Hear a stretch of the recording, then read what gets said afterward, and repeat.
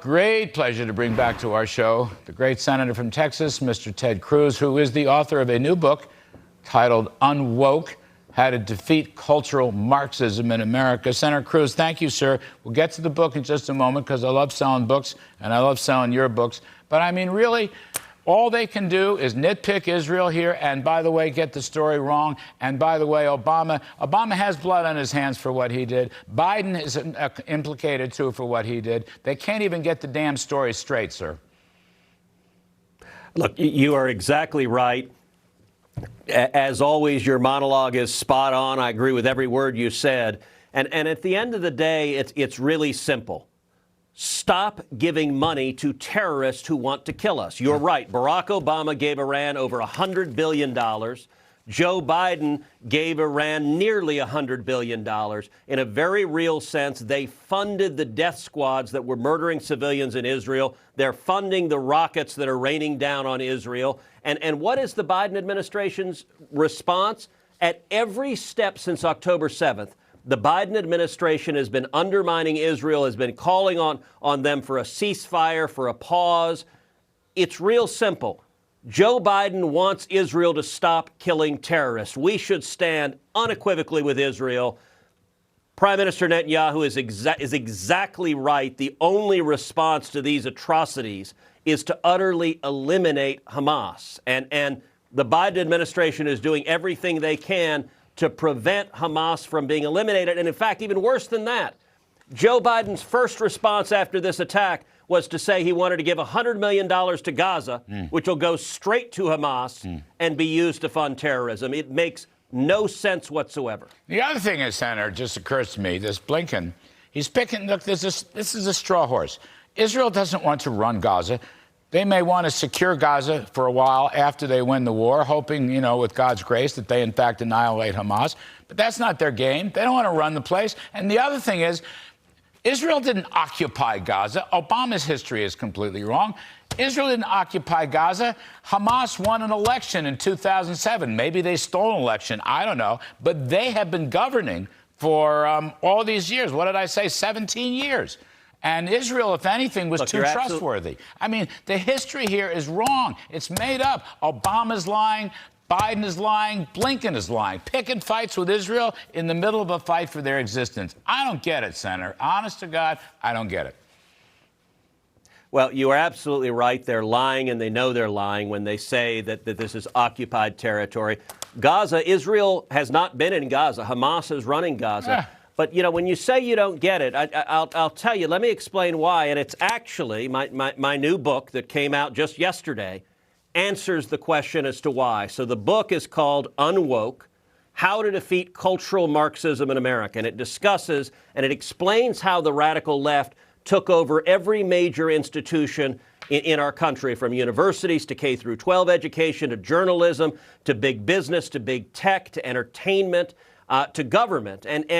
And if you want to understand why, you know, I was just recently having a conversation with a very successful tech entrepreneur in Silicon Valley. And he's a man of the left. He's traditionally been a Democrat.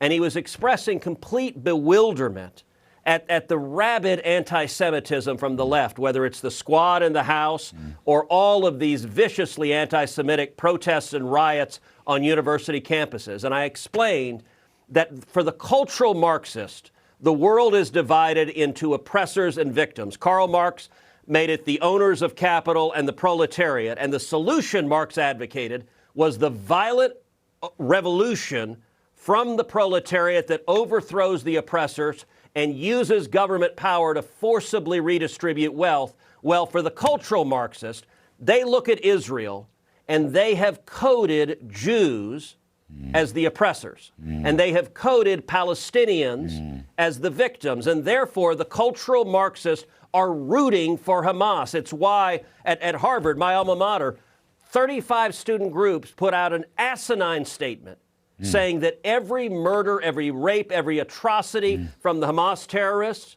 is 100% the fault of Israel. And the reason they say that is the cultural Marxists are cheering for the people they've decided are the victims to rise up violently and destroy the people they've decided are the oppressors. You know, it's interesting. I hear you.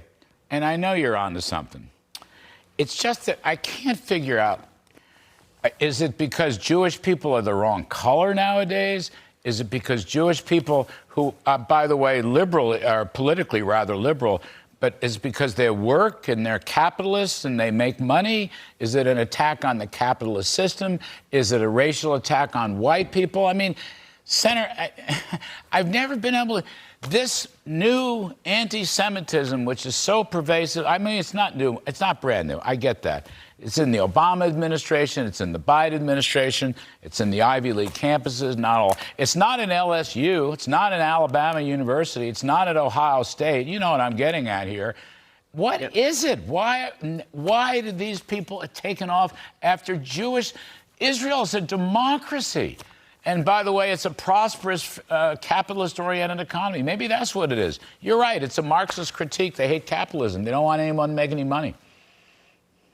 Look, it's all of the above. Yeah. They hate capitalists. They hate success. They hate democracy. Israel is a liberal democracy that protects free speech. Marxists hate free speech. They use power to silence you and force your obedience. And to give you an example of the intersection that's right at the heart of the new book, Unwoke, as you know, I do a podcast every week, 3 days a week. It's called Verdict with Ted Cruz.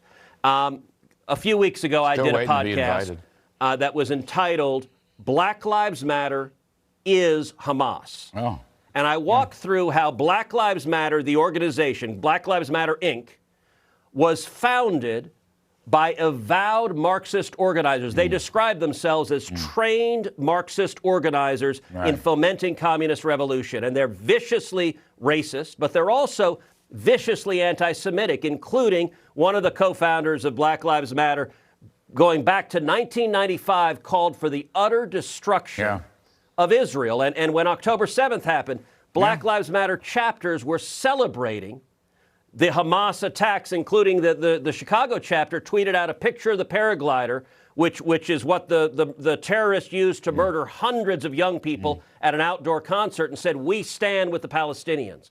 Well, on my podcast, I also outlined the big business in America that had given millions of dollars to Black Lives Matter companies like Amazon and Apple and Coca-Cola. Now, here's the amazing thing, Larry.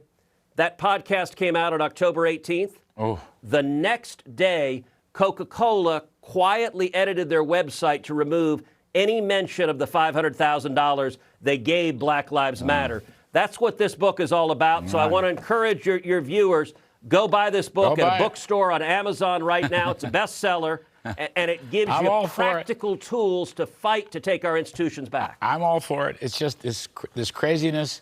I guess they don't like white people. They don't like capitalist people. They don't like prosperity. They don't like America. That's the bot. They do not like America. That's exactly right. Anyway, Senator Ted Cruz, as always, sir, you're spot on. Folks, go out and buy the book. One click, Amazon or wherever you want to do it. It's easy as pie. Thank you, Senator. We always appreciate it.